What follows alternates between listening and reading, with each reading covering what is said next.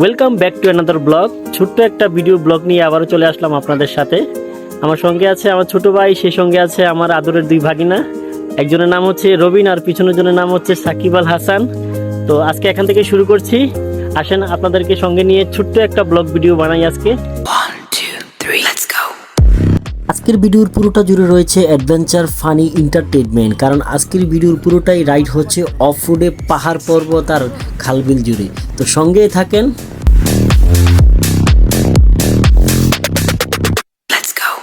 শেষ কবে অফ রোডে রাইড করেছিলাম ভুলেই গেছি, তাই তো আজকে সবাইকে নিয়ে বেরিয়ে পড়লাম অফ রোডে রাইড করার জন্য। সঙ্গেই থাকুন সবাই, নিশ্চয়ই মজারই কিছু হতে যাচ্ছে। পাহাড় পর্বত আর ছোট বড় লাল মাটির টিলায় সাজানো এই সিলেট জেলা। চাইলেই যখন তখন শহরের খুব কাছে থাকা পাহাড় টিলা থেকে ঘুরে আসতে পারবেন। তাই তো আজ সিলেট শহরের সন্নিকটে অবস্থিত এক টিলার মধ্যে আসছি অফ রাইড করার জন্য।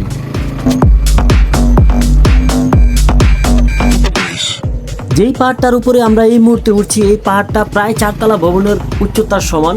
অনেকটাই কষ্ট হয়ে যাচ্ছে, কিন্তু কি করব, শখ করে অফ রোডে রাইড করার জন্য আজকে বেরিয়ে পড়েছি। যেহেতু রওনা দিয়েছি, যেতে তো হবে, কিন্তু সমস্যা হচ্ছে পদে পদে আমাদেরকে বাধার সম্মুখীন হতে হচ্ছে। দেখতে পাচ্ছেন এই মুহূর্তে আমি আটকে গেছি অনেকটা। আমার ভাগনা এখন কি করবে জানি না, সে আসতে পারবে কিনা।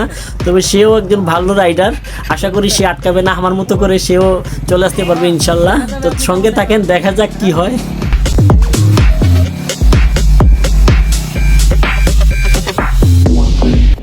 যাই হোক, উদ্ধারকারী কোনো টিম আমাদেরকে উদ্ধার করতে আসে নাই এখন পর্যন্ত। আলহামদুলিল্লাহ, আমরা বেরের জাতি, আমাদেরকে কেউ ডাবাই রাখতে পারবে না, সেজন্য আমরাও আটকাইনি। কোনো না কোনো ওয়েতে আমরা চলে আসছি। কিন্তু এখন কথা হচ্ছে, আমরা তো কোনো না কোনো ওয়েতে আমরা উপরে উঠে গেছি। এখন নামাটা হচ্ছে অনেক বড় একটা চ্যালেঞ্জের ব্যাপার, কারণ এখান থেকে নামার সঠিক কোনো ওয়ে নাই। অনেকটা আসলে কি বলবো, কি বলার মতো কিছু নাই। তারপরে দেখি কি করা যায়। আমি একটু ডান দিকে চেষ্টা করছি নামার জন্য, কিন্তু বাম দিক থেকে হট করে আমার ভাগনা কি করে যে নেমে গেল। আমি কিন্তু বেচারা আটকে গেছি, দেখতে পাচ্ছেন না। এই মুহূর্তে আমি অনেকটা ডিয়ারিং পজিশনে আছি, রিস্ক নেওয়া যাবে না, হেল্পের দরকার। সেই জন্য আমি আমার ভাগনাকে ডাকবো, দেখি কি করা যায়। কোনো না কোনো ওয়েতে যেমন করে হোক এখান থেকে নেমে যেতে হবে, না হলে আমি পড়ে যেতে পারি যে কোনো মুহূর্তে, আর পরে গিয়ে দুর্ঘটনা শিকার হতে পারি। যাই হোক, আল্লাহ আল্লাহ করে একটু সামনের দিকে আগাই আস্তে আস্তে করে, যেহেতু সাপোর্ট আছে, আমার ভাগনা ধরছে আমাকে। দেখা যাক কি করা যায়। যাক, আলহামদুলিল্লাহ চলে গেলাম। এখন নিচে নামা যেতে পারে।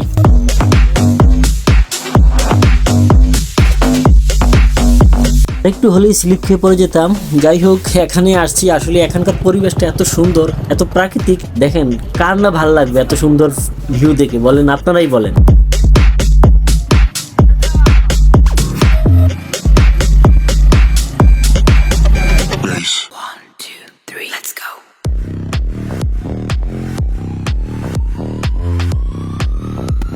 ছোটোখাটো পাহাড় আর ছড়া পেরিয়ে আবারও আমরা সামনের দিকে এগোতে হবে। সামনে আরেকটা পাহাড়, এই পাহাড়টার নিচে আমাদেরকে যেতে হবে, এছাড়া অন্য কোনো রাস্তা নেই।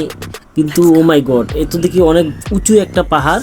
এখান থেকে নামাটাই অনেক টাফ হয়ে যাবে। আসলে পারবো কিনা সেটা নিয়ে কনফিউশনে পড়ে গেছি। দেখা যাক আমার ভাগিনা আসতেছে, ও পারে কিনা।